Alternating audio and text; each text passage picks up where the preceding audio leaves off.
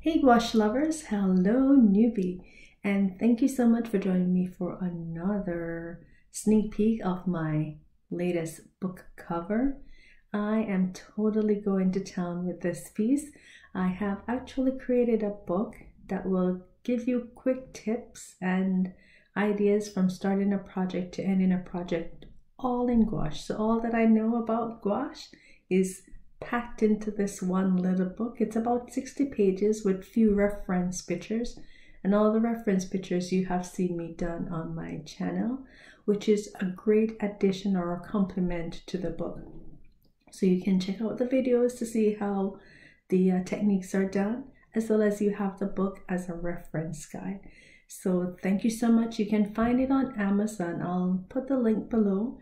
And yeah, it's just to help all my viewers who really want to know more about gouache, but instead of searching all over the web for information, it's all compact in one little book. It's a get to the point book, so no round circles going all over the place. It's right to the point. Quick tips, what to expect from gouache, my experiences with gouache, and just all that you would want to know about gouache if you're a beginner or a newbie or even an experienced gouacher, but quick reminders. All right, so thank you so much, and thanks for tuning in.